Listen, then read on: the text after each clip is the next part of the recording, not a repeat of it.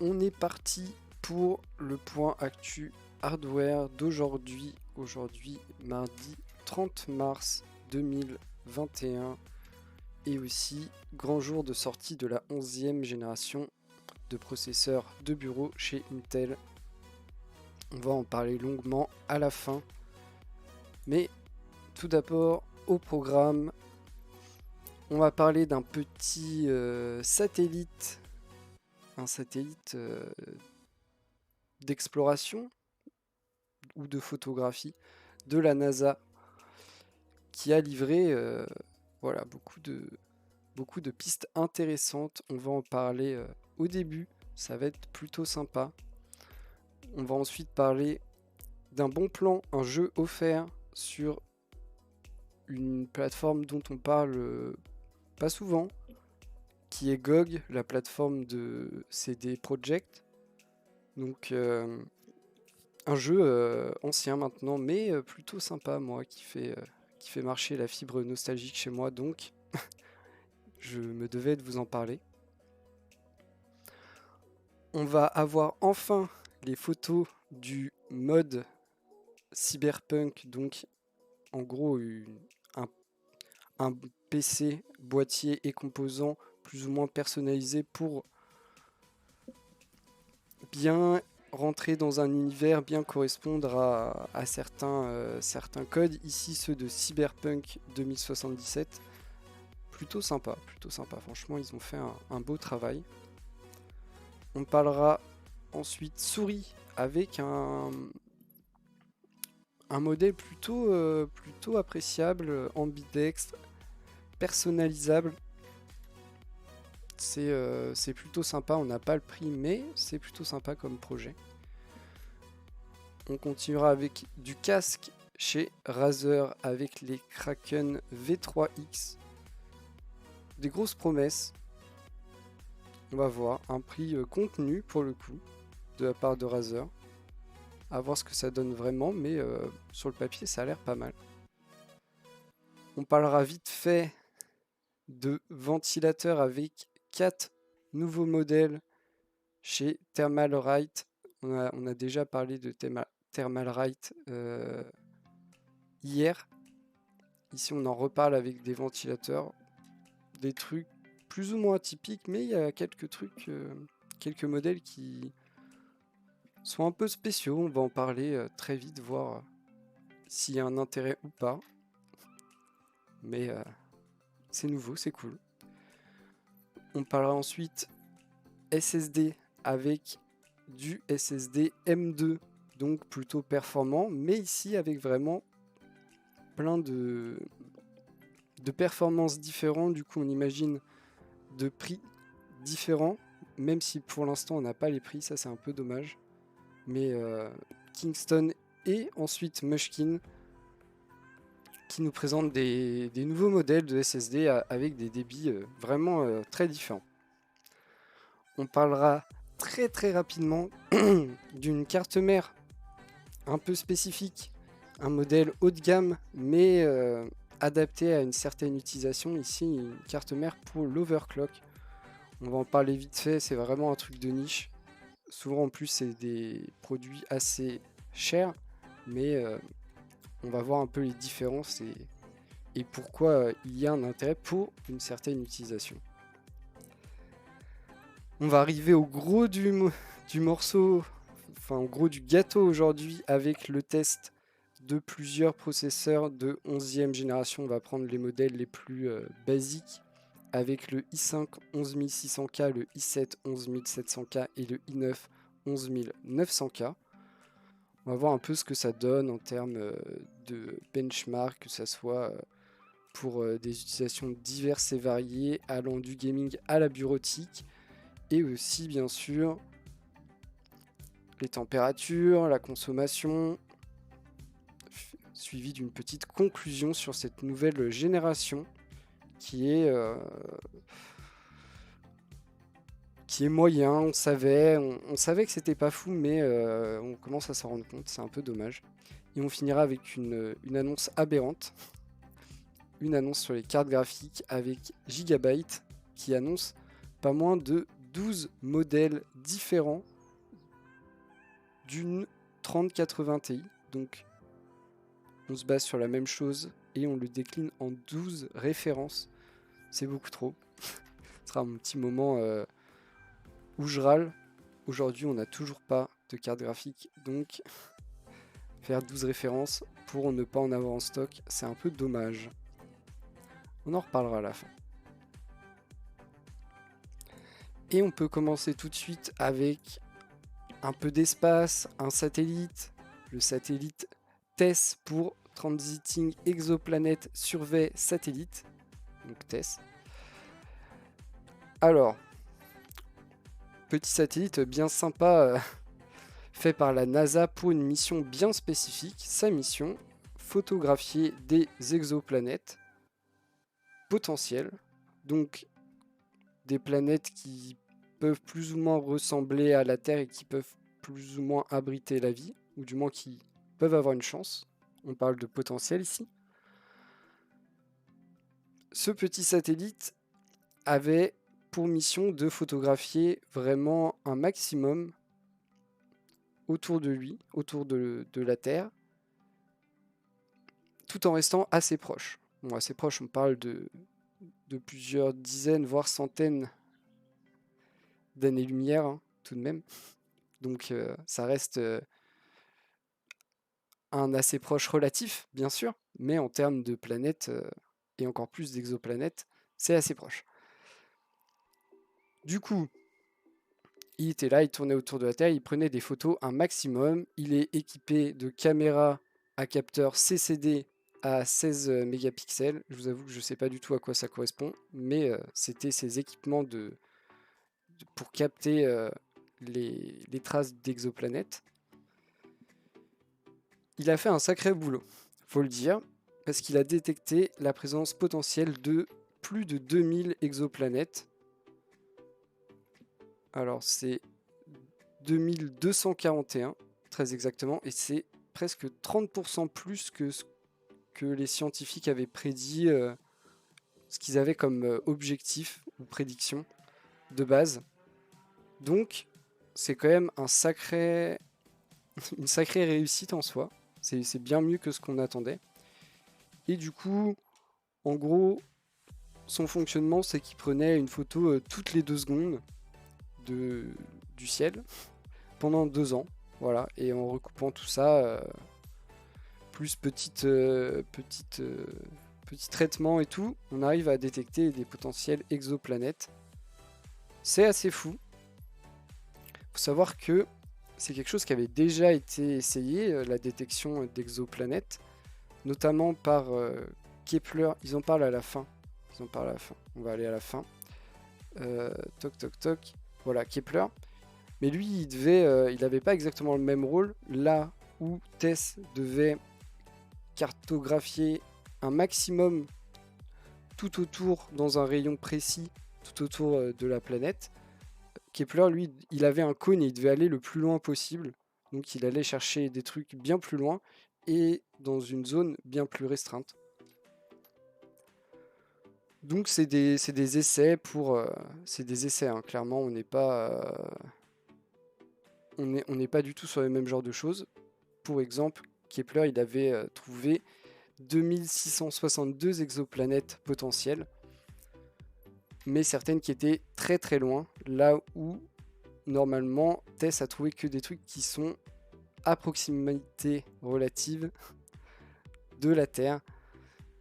C'est un travail qui est intéressant, c'est un travail qui est nécessaire si on souhaite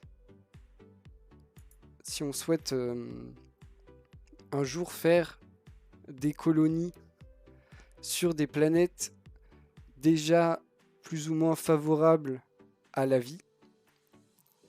Parce que à l'heure d'aujourd'hui, on parle de la Lune, où clairement favorable à la vie, on oublie. On parle aussi dans un futur plus lointain de Mars, mais encore une fois, favorable à la vie, on oublie. Donc c'est plutôt sympa et c'est toujours intéressant qu'on se dise en plus avec cette idée de qu'est-ce qu'il y a à proximité, qu'est-ce qu'on pourrait atteindre dans un futur plus ou moins lointain, là où on imagine que 3000 années-lumière, ça semble quand même compliqué. Mais des nouvelles encourageantes, j'adore ces nouvelles sur l'espace et j'aime voir qu'on cherche beaucoup et qu'on trouve des trucs aussi, et surtout. On continue avec une bonne nouvelle, en tout cas pour moi, je vous avoue. Un jeu gratuit sur la plateforme GOG, donc la plateforme de CD Projekt. Un jeu, pour le coup, plutôt ancien. Le jeu 13, un FPS avec des designs de bande dessinée. Personnellement, j'y ai joué il y a maintenant très longtemps sur GameCube, donc voilà, ça date. Mais clairement, du gros fun, ce jeu, et en plus un mode multijoueur, à l'époque où les modes multijoueurs en ligne n'existaient pas. Donc, donc vraiment, vraiment la régalade. Si ça vous intéresse, c'est gratuit. Donc c'est quand même, pour le coup, un avantage. Vous avez jusqu'à jeudi 15h, donc le jeudi 1er avril 15h, pour aller le réclamer sur la plateforme GOG. Donc vous avez un site internet et vous devez faire un compte, bien sûr. À noter que c'est pas un essai, hein, c'est vraiment le jeu vous est offert, il sera dans une bibliothèque comme ça peut l'être sur Steam ou Epic Game Store. Epic Game, c'est quoi le nom de la plateforme? Epic Game. Et du coup, vous pourrez le télécharger plus tard ou l'installer sur une autre machine quand vous aurez envie. C'est un jeu sympa, je sais pas si du coup il y a eu l'implémentation d'un mode multijoueur en ligne. J'espère que oui, parce que c'est quand même ici une version PC, mais je sais pas du tout. En tout cas, pour ma part, il est déjà ajouté à ma bibliothèque GOG, et je testerai voir comment ça rend après tant d'années. Bien sûr, c'est un vieux jeu, donc soyez indulgents, hein. Imaginez que j'y jouais sur GameCube, donc pas vraiment les standards actuels.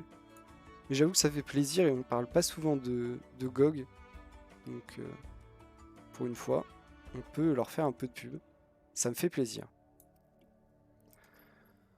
On continue avec un mode Cyberpunk 2077. On en avait parlé il y a déjà longtemps. Ils y travaillaient et le voilà enfin terminé. Il aura mis moins de temps que le jeu à être développé et sorti officiellement. Désolé, était facile, je sais, mais je me devais de la faire. En vrai, plutôt propre, hein, vraiment bien travaillé. On partait avec un boîtier qui était déjà jaune, avec un look déjà plutôt futuriste. Mais le tout fini comme ça rend plutôt pas mal. Peut-être un léger manque de RGB, je sais pas. Je trouve ça assez sobre au final. Peut-être vu un look un peu plus exubérant, mais ça marche plutôt bien. Ça marche plutôt bien. On a un truc plutôt réussi, on voit toutes les finitions et tout. Plutôt propre. Ils ont dû mettre un sacré bout de temps à le faire. Mais c'est plutôt réussi. Bravo à vous.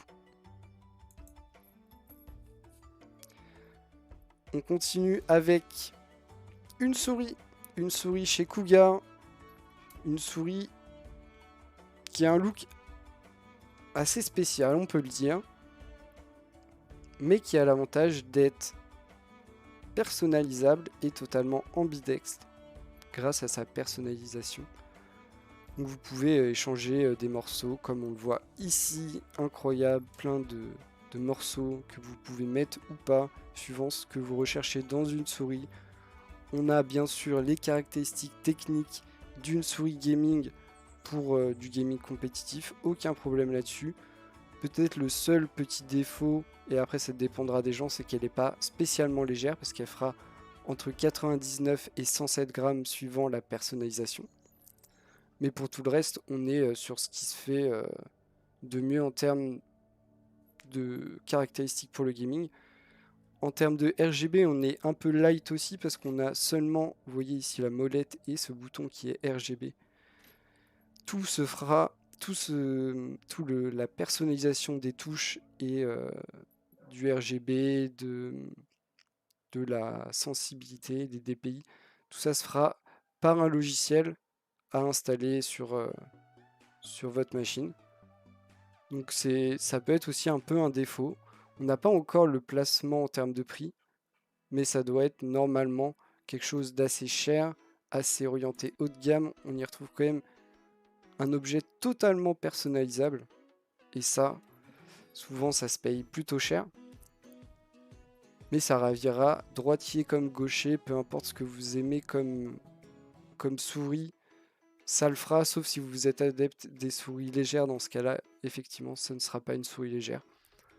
Plutôt sympa, un look forcément un petit peu Transformers, mais pas trop non plus. Et c'est aussi un peu l'effet du tout personnalisable. On voit les raccords de chaque truc, donc c'est pas vraiment étonnant. Franchement, à tester pour les adeptes des souris personnalisables, ça a l'air d'être plutôt un bel objet quand même.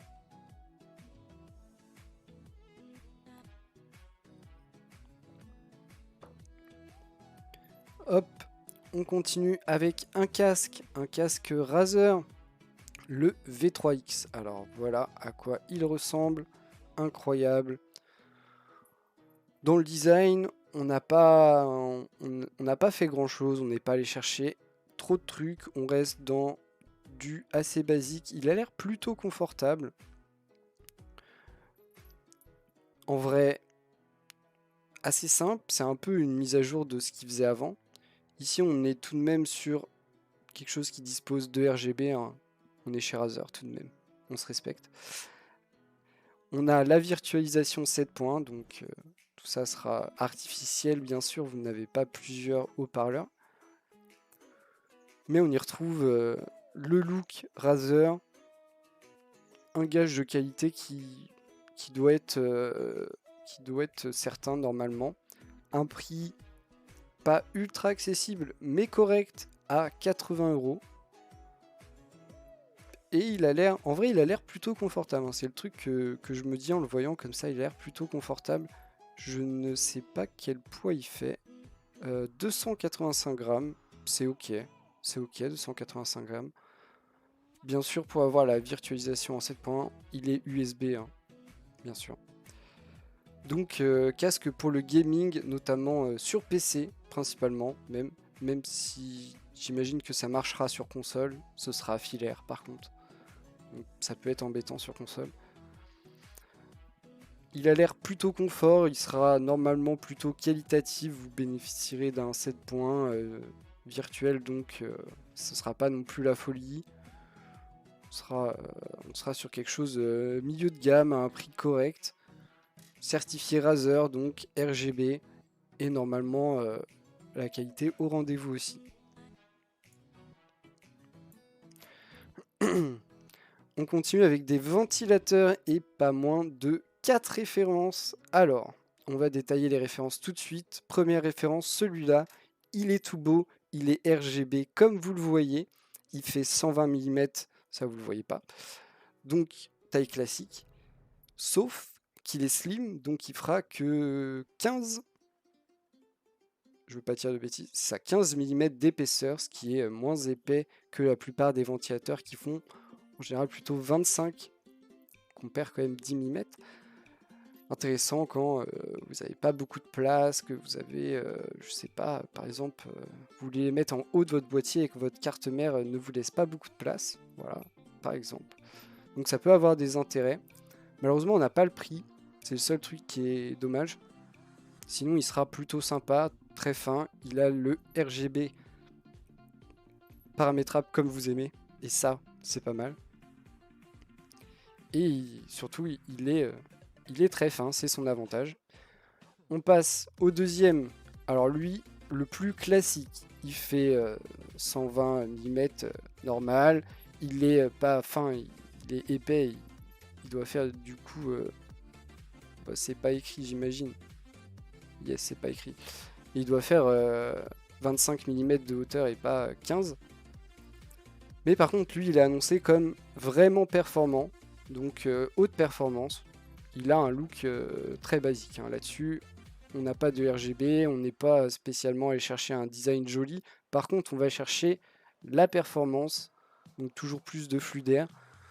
Petit ajout, on a une petite multiprise, un petit raccord en Y pour relier plusieurs ventilateurs. Ça, c'est sympa de penser.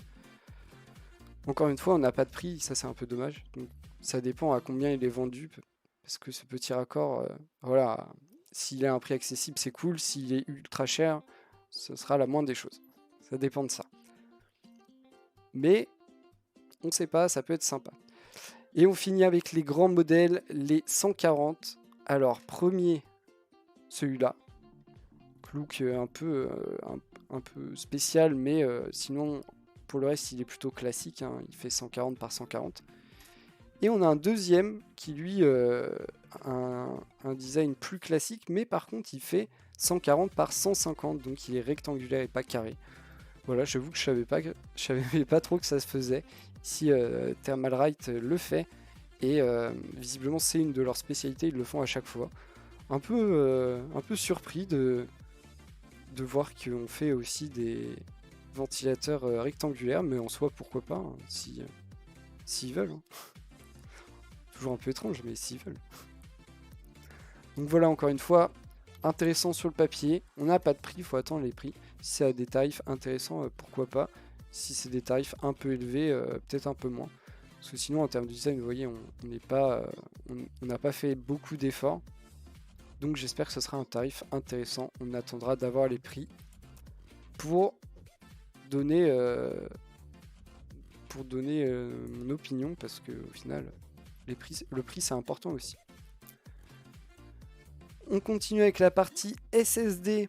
Deux news sur les SSD. Première news, Kingston qui nous annonce une nouvelle gamme.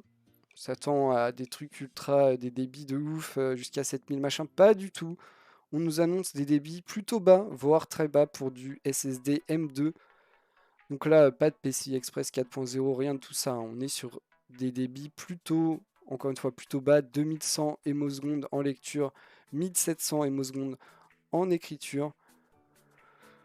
Bon, voilà, sinon ça ressemble à un SSD M2, tout ce qu'il y a de plus classique. On va pas chercher de radiateur, quoi que ce soit. Petite question, c'est le prix. Avec des débits si bas, un design ultra simple, on espère des prix ultra bas. Et il va falloir, sinon ça risque de pas être super intéressant. On nous annonce 3 formats, 500 Go, 1 Tera et 2 Tera. J'attendrai les prix, mais si c'est pas ultra bas, c'est nul. Je suis désolé parce qu'on est vraiment sur du bas niveau en termes de performance de SSD M2.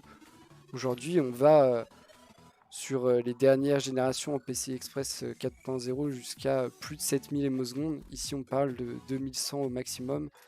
On est loin de ce qu'on peut faire de mieux, et aussi loin de ce qu'on peut faire de mieux sur du PCI Express 3.0.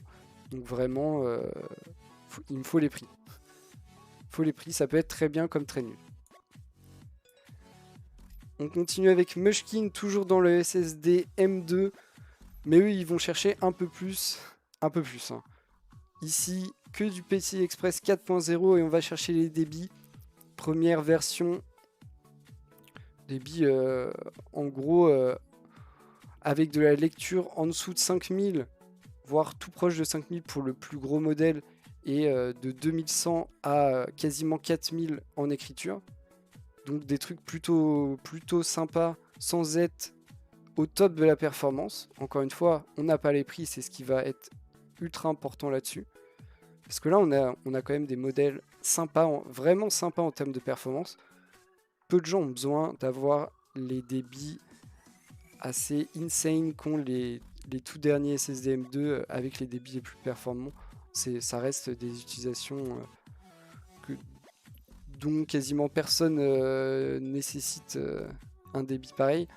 Ici, on est plus sur ce que le grand public peut vouloir s'il veut quelque chose de vraiment ultra performant, sans être dans l'overkill total. Des modèles 1 Tera, 2 Tera et 4 Tera, jusqu'à 4 Tera quand même. Encore une fois, il faut attendre les prix. On ne sait pas pour les prix. Et pour les gens qui ont toujours besoin de plus, on a pensé à eux bien sûr. et on va chercher les débits de ouf. Ici seulement un modèle 1 Tera et 2 Tera, mais des débits de 7150 et 7175 émosecondes en lecture et 5600 ou 6800 en écriture. On est sur quelque chose d'assez incroyable. On nous annonce, pourquoi pas, une version 4 Tera avec des débits toujours aussi élevés. Je vous annonce qu'une version 4 Tera avec des débits comme ça vous coûtera un bras, malheureusement, mais plutôt sympa, ça arrive, ça se démocratise, et c'est ce qui fera aussi avancer la masse. Il faut que ça devienne une norme à des prix abordables, et pour ça, il faut qu'il y ait du volume. Donc il faut que ça devienne plus récurrent, et c'est bien. Même si là, on est sur du très haut de gamme qui coûtera très très cher. On continue sur des trucs très haut de gamme qui coûtent très très cher, mais ici, clairement, c'est un public de niche. C'est vraiment très ciblé. On va parler d'une carte mère ASRock, la Z590 OC Formula. Et comme son nom l'indique, elle est spécialisée dans l'overclocking. Alors, quand on dit spécialisée dans l'overclocking, vous imaginez bien le principe. Le principe de l'overclocking, c'est d'aller chercher des fréquences et des performances toujours plus grandes en dépassant les limites établies de base à l'usine. Pour ça, il faut bien sûr de l'alimentation solide. C'est pourquoi on imagine qu'il y a, même si on a très peu d'informations, on imagine qu'il y a une alimentation et des circuits d'alimentation ultra performants sur ce modèle. Mais aussi, petite information, on a seulement 2 slots pour de la mémoire RAM. Encore une fois, j'imagine dans un souci d'overclock pour avoir seulement avoir à gérer un duo et pas plusieurs, ce qui doit être plus simple et doit permettre d'aller atteindre des fréquences, pourquoi pas en overclocking de la RAM plus élevées, j'imagine, hein, ce n'est que supposition, j'avoue que je connais pas grand chose dessus. Elle est plutôt très jolie, elle est très travaillée, on n'a pas de prix, mais elle coûtera sûrement une blinde, là-dessus on va pas se mentir.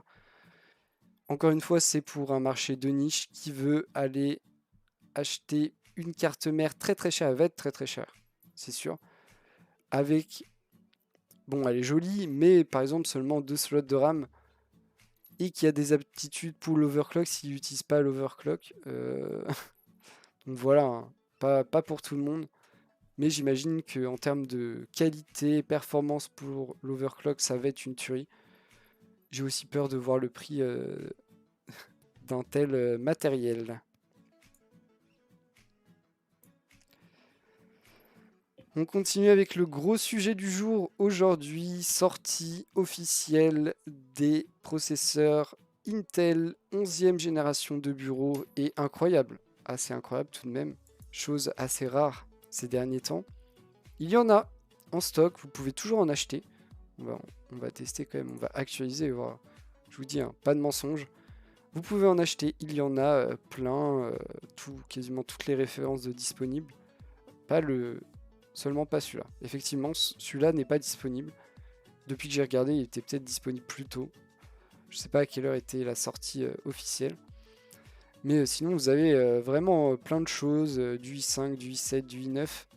Tout ce qu'il vous faut pour vous mettre bien avec de la 11e génération. Mais est-ce que la 11e génération est si bien que ça? Eh ben, on va le voir tout de suite. On va faire une petit comparatif entre cette 11e génération avec la 10e génération, mais aussi avec la concurrence. Et ça, c'est plutôt intéressant. Ça nous donne vraiment une image de la performance de ces processeurs par rapport à ce qui se faisait avant et ce qui se fait chez les autres.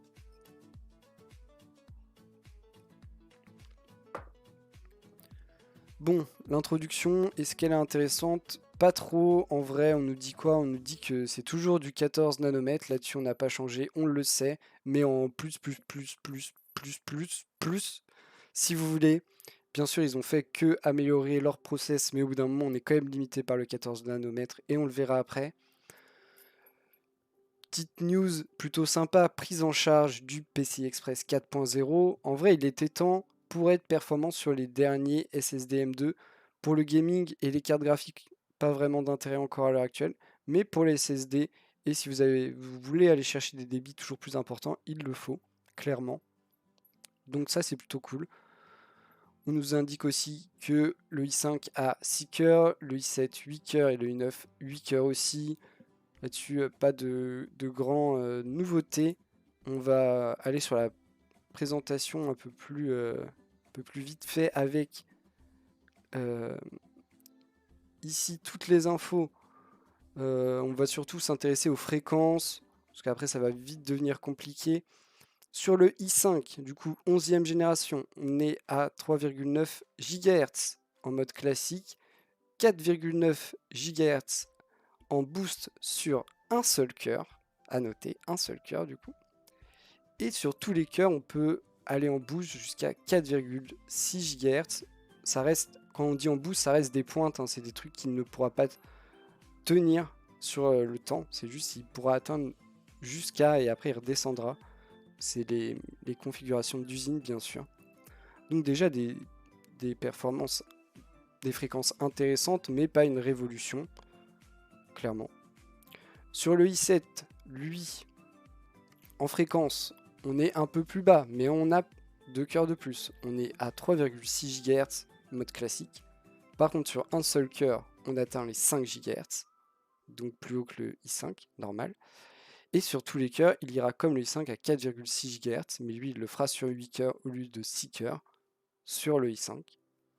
Et on finit avec le i9 qui est le fleuron de lance de Intel et c'est vraiment la masterpiece à chaque fois. Ça doit être celui qui bat tout le monde, peu importe la catégorie et peu importe sur quoi on se bat. Lui, il est aussi 8 cœurs. Par contre, côté vitesse, en mode classique, on est seulement à 3,5 GHz. Là, je vous avoue que je comprends pas trop pourquoi on l'a pas mis à 3,6, au moins comme le i7. Bref. Par contre, en boost, on va à 5,2 sur un seul cœur. Et sur tous les cœurs, on va un peu plus loin, on va à 4,7 GHz. Donc 0,1 de plus que le i7. C'est pas non plus la folie, on va pas se mentir. On va passer au test, parce qu'en vrai c'est ça, hein, c'est ça qu'on veut savoir. Et on commence avec le premier test sur de la production 2D 3D. On commence sur Cinebench R20. Donc, on va comparer, ça va être un peu long, mais il y a des intérêts. On va comparer d'abord entre les générations. Donc, vous voyez ici i5 dernière génération, ici i5 10e génération, génération d'avant. Donc effectivement, c'est mieux, surtout en monocœur. Ça l'est aussi en multi, mais un peu moins impressionnant. On fait pareil pour le i7, pareil, c'est mieux. Et le i9, ok, pareil, c'est mieux. On compare maintenant à la concurrence. Du coup, on compare les mêmes gammes. On compare le i5 au Ryzen 5, et là, on voit que c'est moins bien. C'est un peu dommage. On compare le i7 au Ryzen 7, et là, on voit que c'est moins bien que le Ryzen 7, oui. Mais en monocœur, on est aussi moins bien que le Ryzen 5. Même si en multi, forcément, on est au-dessus, on a plus de cœurs. Et ensuite, on compare le i9 au Ryzen 9. Et là, en monocœur, c'est pareil. En multi, on se fait éclater, forcément par le Ryzen 9 qui a beaucoup plus de cœurs, encore une fois. Et on est au-dessus du Ryzen 7 qui lui a 8 cœurs comme le i9. Donc voilà, hein, quand même plutôt moyen, mieux que la génération d'avant, mais au niveau de la concurrence, on n'est pas fou. Bon, on va pas passer sur tous les pourcentages de différence. On va regarder maintenant sur Blender et on voit encore une fois les mêmes histoires. On voit que non, en fait, que non, là il est moins performant. Incroyable. Incroyable, j'étais passé à côté de ça. Ici, la 11e génération. Ah non, Non, non, je dis des conneries. C'est ma faute. Non, non, c'est plus performant. Moins, c'est mieux. Du coup, ici, plus performant que l'ancienne génération. Mais pas encore au niveau de la concurrence directe. Encore une fois, ça pose des problèmes. Ensuite, Corona.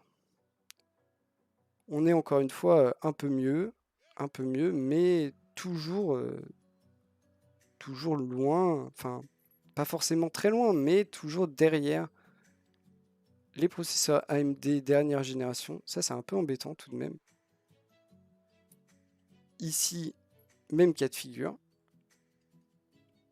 Et ça, ça commence à... Ah non, le Ryzen 5 et le Ryzen 7 qui est battu. Autant pour moi, ça joue à très peu de choses.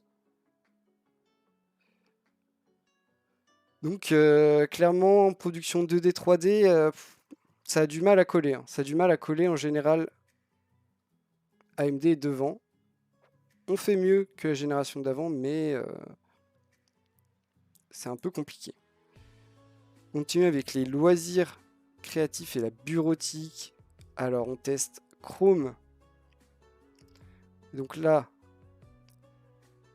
est-ce qu'on a le même constat? On a l'air d'avoir le même constat. La 11e génération est mieux que la 10e. Oui. Mais la 11e génération est moins bien que AMD. Ici, on a un peu un contre-exemple avec le Ryzen 9 qui fait moins bien que le Ryzen 7, un peu étrange, mais bon, c'est pas non plus représentatif. Ici, WinZip 4 Go. Alors, c'est quoi le plus petit, le meilleur? Ici, assez marrant. Assez marrant. Le i5 11e génération s'en sort moins bien que le i5 10e génération.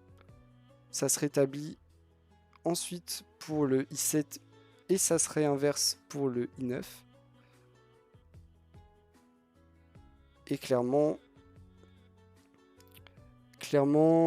encore une fois, AMD est plus ou moins devant. Le Ryzen 7 s'en sort moyennement, mais bon, c'est quand même assez étrange. Photoshop maintenant, Photoshop, on a même constat, hein. En vrai,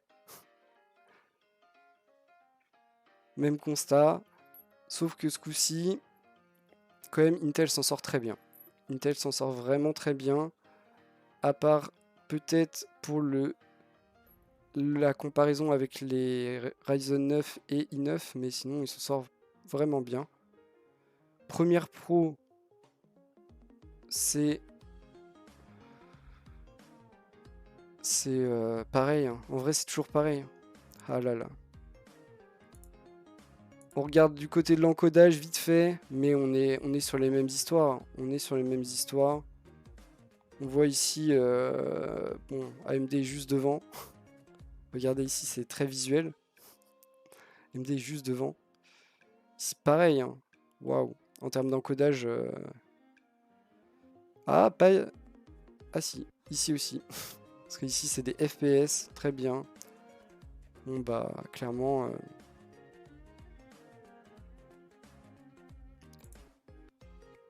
Clairement, ça s'en sort bien. Ça s'en sort plutôt bien chez AMD. Chez Intel, hein.